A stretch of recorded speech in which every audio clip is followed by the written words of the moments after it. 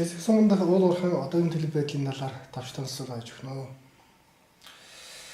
За цэцэг сумын Кшет багт Моинка компани уул уурхай үйл ажиллагаа эхлээд одоо 10 гаруй жил болж байгаа.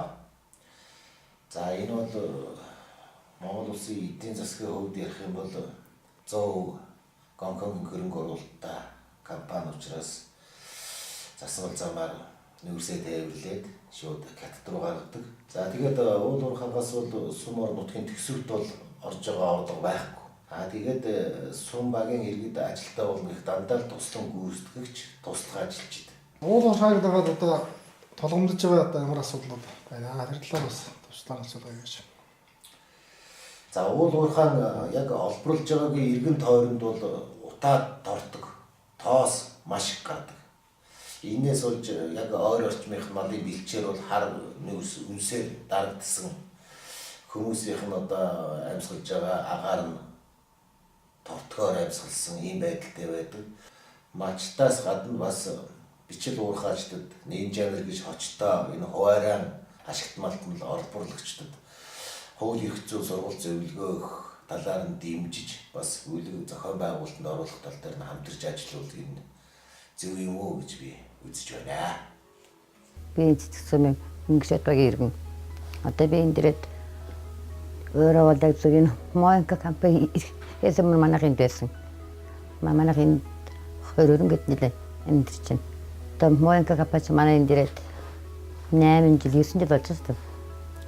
Тэгээд манай гэрийн хүм маань өнгөрөөд 8 жил болж байна. Тэгээ би өөрөө 4 хүүхэдтэй нэг нь хөө артсан. Одоо 3 сургуулийн 3 хүүхэдтэй. Моинка компанид ажиллаад одоо 7 жил гараа явж байна. Юу сард нэг 400 мянган төгрөгийн цалинтай. Тэгтээ яг одоо 7 хоног ажиллаад 7 хоног амраад. Тэгэхээр сард нэг 15 хоног ажиллаад 400 мянган төгрөгийн цалин авна.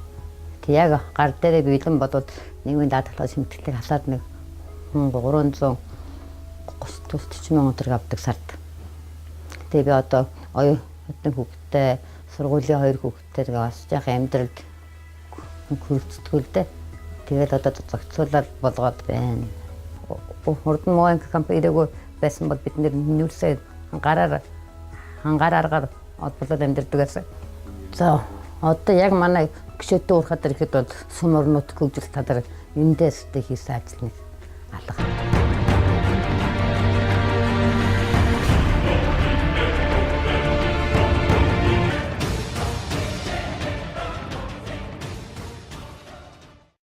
Анх Кшетийн уурхай 1971 онд орон нутгийн чанартай нүүрс нөхөөр байгуулагдаад нэг хэсэг ажилд зогссон байдалд ороод 90-ад оноос хойш ерөнхийдөө зогссон байдалд орсон. 2007 оны Монко компани ерөнхийдөө эцсийн зүйлийг худалдаж аваад хайгуулын ажилд олооноос эхэлж явуулаад одоогоос 10 оны хооронд нэмэлт хайгуулын ажил хийсэн гэж 87 сая тонн нүүрс энд ордын хэмжээнд байрыг тогтоосон. За уурхайн тоосчдыг бууруулахын тулд манайх тэрбум гаруй төгрөгөөр баяжуулах үйлдвэрийнхаа хашааг барьж байгуулсан. За дээрээс нь устдын системийг ашиглаж, дээрээс нь бороожуулах систем ашиглахаар төсөлд тусгаад ажиллаж байгаа. За тэнд ойролцоогоор одоо 2 сая орчим доллар зарцуулж байна. Эднээс бол одоо энэ минийхоор бол одоо энэ малчтыг бол сайхан эрүүл газарлуунууд ингэ шилжүүлээд юм. Дэс нэг үлж аварчиг наваад өччих тийм болтоод настай байх хэрэгтэй. Тэгдэггүй. Одоо энэ малчтыг бол тэгэл зөвлөнд найждаг байхгүй. Тэгэл гамаг бол нүүрсэн борлуулж ашиг олохын тулд ажилладаг. Кити одоо дотоод авалт гэсэн дүндэр байдаггүй тийм талтаар. Бидний яг нэг 5 заасан төлөөлөл ингэж байж байгаа шүү. Яг нарийн ярих юм бол энэ номхоо бол ингэж цаашдаа ажиллах юм бол мал байтгаад энэ хувьд бол хүн байгаагүй болно. Одоо тоослол бол амар хэцүү. Одоо ингээл өвөл ингээл одоо ачаал ихтэй үед бол манайхан бол тоосон дотор тэгэл байдаг. Энэ үедээ одоо ингээл амар өдөртлөмөд хилдэг тэгэл тоодгүй тэгэл. Энэ арга хэмжээ гэдэг сард гэдэг юм уу ажилчтай эрүүл мэндийн үйлчлэгт хамруулдаг. жилд нэг удаа явдаг. Амар дээр очиж нарийн ажил тардаг. Тэгэхээр энэ өвчлөл ажил хэсгийн донд өвчлөл ер нь нэр их байна. Гэхдээ одоо ингээл энэ жил бол нэлээх хүмүүс өвчтэй гарч яана гэдэг шүү дээ. Та бид нэр одоо яг нь уурхай төсчл амьдарч байгаад биднээс бол сайхан амьдарч байгаа гэж боддог. Яагаад гэвэл одоо орлоготой хүн ч одоо ингээл өдөрт ингээл ажлыг одоо харих чинь өөрөө нөгөө хоёр дахь энэ ч одоо бид тэр энд ажиллаж байгаа гэдэг чинь нийгэм зүгээс бол ер нь гоё байхгүй. Яг цаашдаа ингээд цаашаа ирээд ингээд байх болж байгаа хэцүү талтай. Ийм л байгаа юм л да.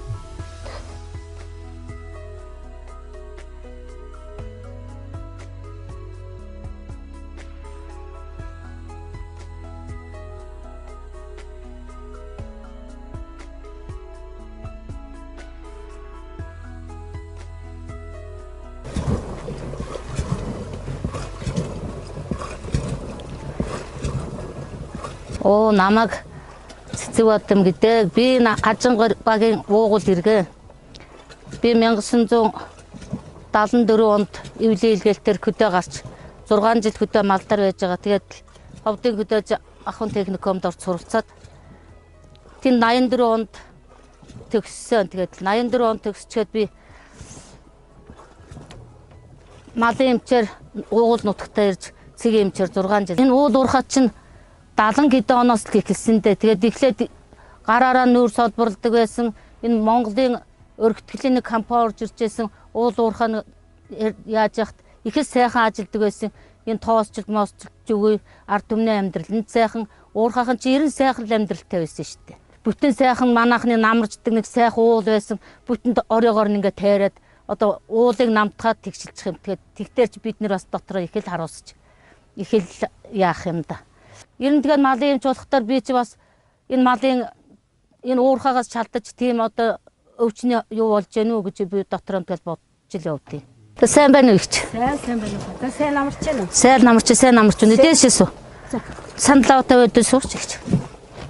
Одоо энэ машин тэрэг ингээл яваад байдаг марчин манус бол маш их хортоо нөхцөлтэй. Харин байхын өдөр болгоно энэ олон машин чинь дүү шүү та. Харин бүр яавал ч одоо бас нуруунд их халгаатай марчин манус бол хэцүү байна нэ. Тэгээд нэг хоол байдаг усуд нь бол мэдчихгүй.